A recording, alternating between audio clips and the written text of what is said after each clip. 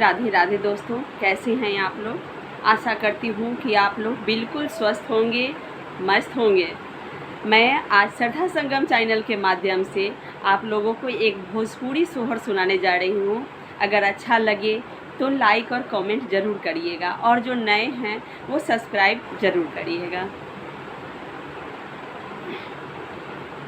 डार मोरा टूटेला फाटा पटीला में केसिया भुइया लोटे हे इललना दतवा से छूटे लाहो पसीनवा दर्दिया जीवा व्याकुल हे इललना दतवा से छूटे लाहो पसीनवा दर्दिया जीवा व्याकुल हे मचिया बैठल रौरा सासु सराबे गुने आगर हे ए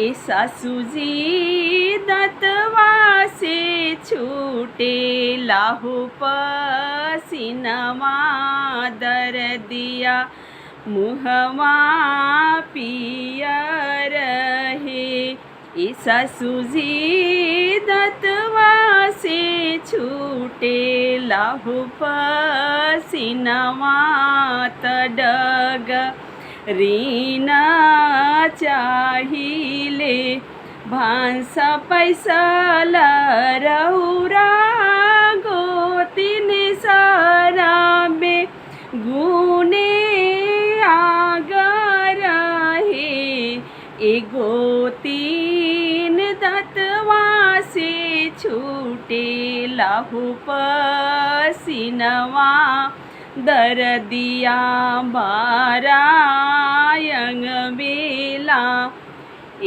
गोतिन डड़वा से छूटे लाहो पसीनवा तडग रीना चाहिले सभवा बैठल रौरा बबुआ सरबे गुने आगर हे ए बबुआ डरवा से छूटे लाहो पसीनवा तरदिया बारायंग बेला ए बबुआ राउर धानी धर देबे आकुल डग रीना चाहेली अतना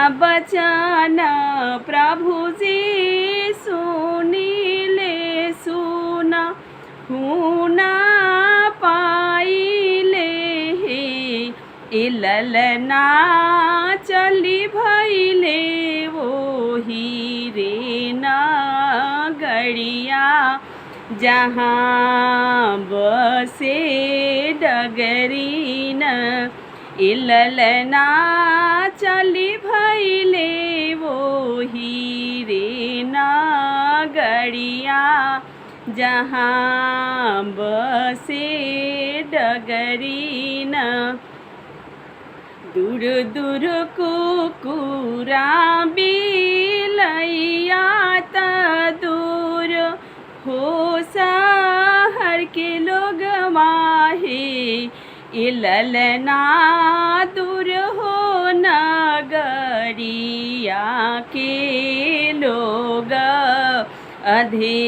अधेराती आइला सूत लजा गाइल के वरिया ढका चाइले नाही हम कुकुरा बिलैया त नाही हम शहर के लोग वाहे ए डगरीन हम हई कावा न राजा के बेटा।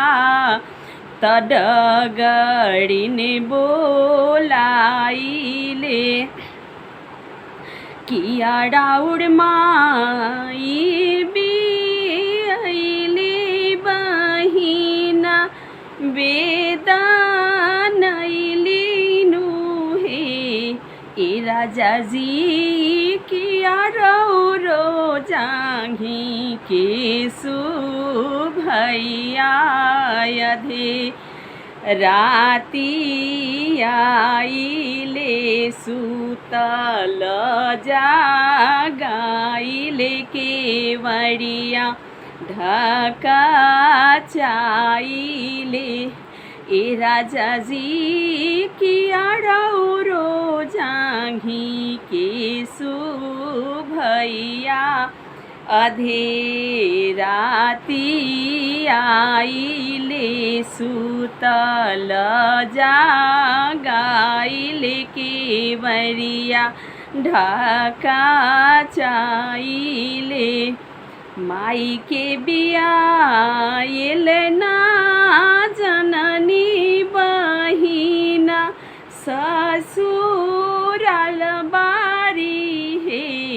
ए डगरी नहीं तबारी जांघी केसु भैया अधे राती आइले सुतल जागाइले केवड़िया ढका चाइले।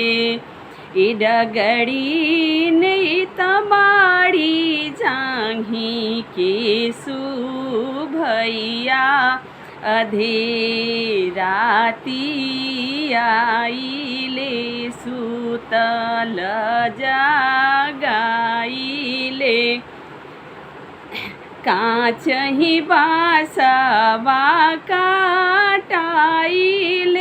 डोली आबिनाइले हे।